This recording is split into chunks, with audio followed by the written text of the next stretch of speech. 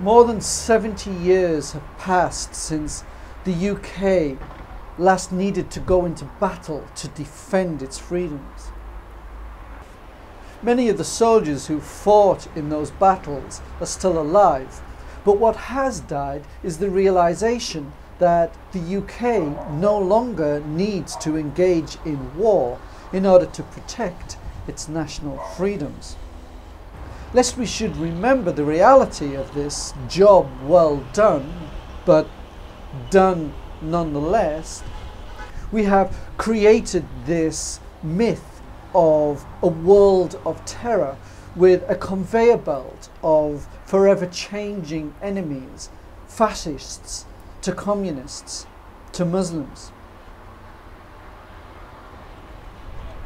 Rather than rejoice then in the safety and security that's been granted to us by these truly brave men, it's more as if their sacrifice hasn't been worth it.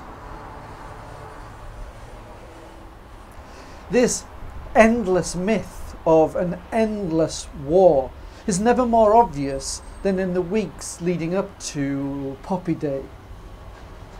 And that's the significant point, because there was a time when Poppy Day was just that. One day, Remembrance Sunday. As a child in the 70s and 80s, the only significance Poppy Day held for me was the disruption of Sunday morning TV by boring news coverage of old men and politicians and the Queen looking doleful for the TV cameras. On the Saturday before, Remembrance Sunday was never even thought of, and by the Monday it had all been forgotten.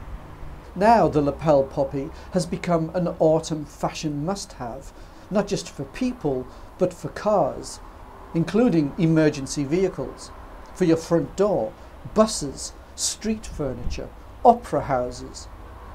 There are expensive poppies, large poppies, poppy dresses, even poppy people who pop up from the planet Poppy Ploppy. The emotional blackmail associated with the poppy appeal is such that some people have referred to it as poppy fascism. Since World War II, there has been a palpable shift in military strategy, going from defence to attack.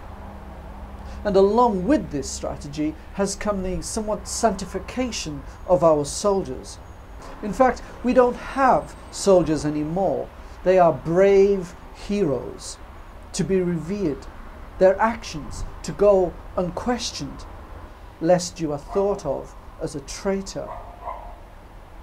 Heroes that are made to be marketing tools to sell sausage, egg and beans, while our real heroes teach our young and heal our sick.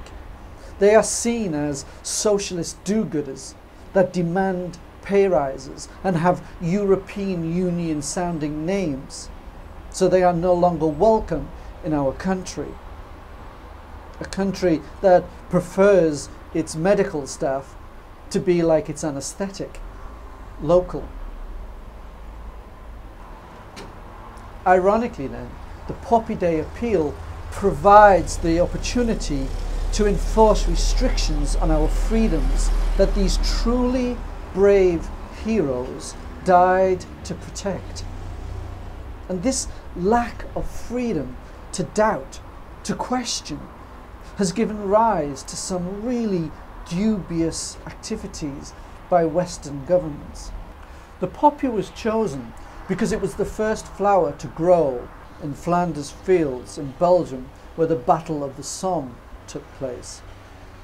The Battle of the Somme is a battle where the elite and the powerful made demands on the working man, the loyal patriot, to go out there and face his certain death, while the elite and the powerful stayed behind in their security and their safety and their splendor.